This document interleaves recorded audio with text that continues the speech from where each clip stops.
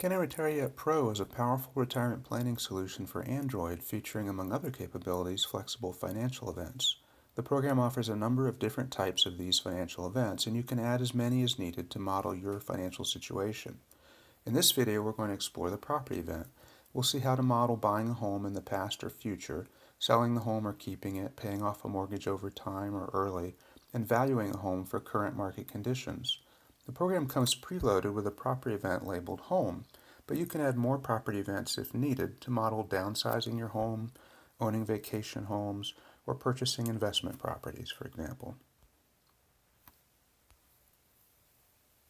Okay, we're going to start with a simple scenario where you have bought your home in the past, you're paying your mortgage on schedule, and you're holding the home through the simulation.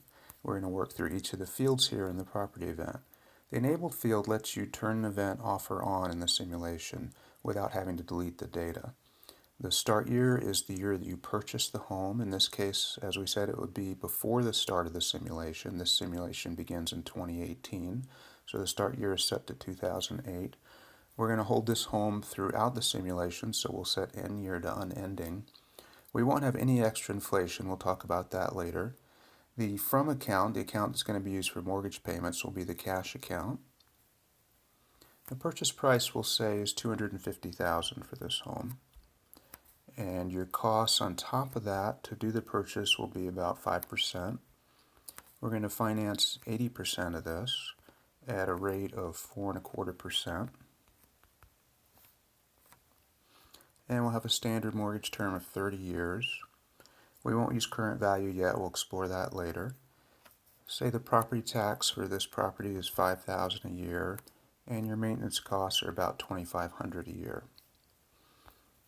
And we're not selling the property or paying it off early. We'll explore those options later.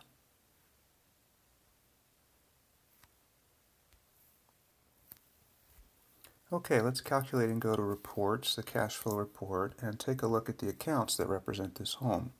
What we see here is the home loan account that represents your debt being paid off in 2037, which is 30 years after we bought the home in 2008. The home property account represents the value of that asset, and we see that growing with inflation. It starts out at $346,000 in 2018. That's about 10 years after you purchased the home. Now, supposing that average inflation isn't enough to represent how the home's value has changed. Maybe the real estate market's strong and it's growing at about 2% above inflation. So we'll add some extra inflation of 2%. And let's go back and run the calculation again and see how that affects things.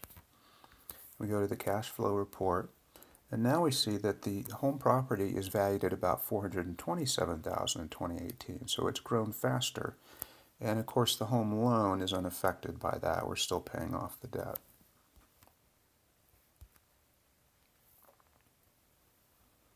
But there's another way to represent the growth of your home. Maybe you've gotten an appraisal, maybe there's a real estate bubble, and you can't represent the growth just using linear inflation. This is what the current value property is for. Let's say that we know that at the start of this simulation, this home is valued at $450,000. All right. Let's go back into the calculation and the reports and see how that affects things. So now if we look, we see that this home property, it's starting the simulation at a value of $472,000, and where that comes, it's the $450,000 that we entered for the start of the year plus 3% inflation plus that 2% extra inflation.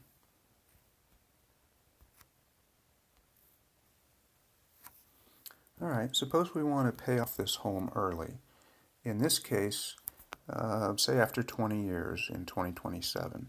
So we change the early payoff year to 2027. And let's go rerun our reports and see how that affects things. So now what we see, if we look in this home loan column, we see that that's going to 0 in 2027 because we're paying off the debt. Where does that money come from to pay it off? Well, let's scroll over and look at the taxable account. And what we see is that 2027 is the only year the taxable account's going down. So we know that most of the cash came out of there to pay off the home. If you needed more details, you could go look in the log report. And of course, the home property column is not affected. We still own the home and it's still growing in value according to inflation. All right, supposing we decide to sell this home in 2030, 2 years after, 3 years after we pay it off. To do that, we set the end year to 2030. That's the year that we dispose of the property.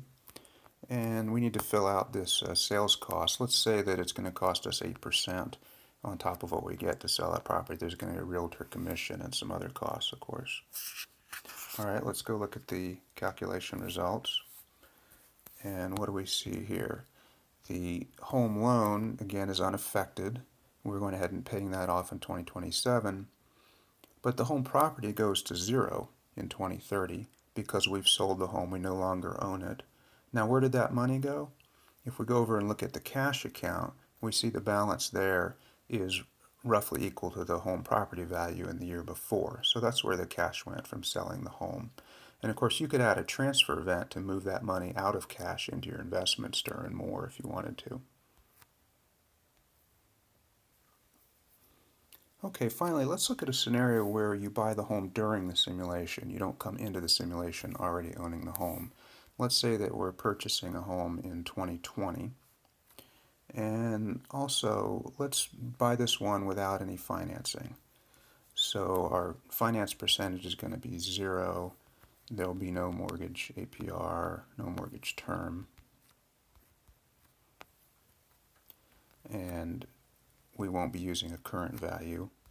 The program will use the purchase price adjusted by inflation up till the time you buy the property.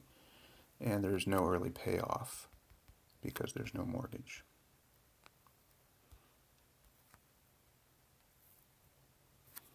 All right, let's calculate and look at our results.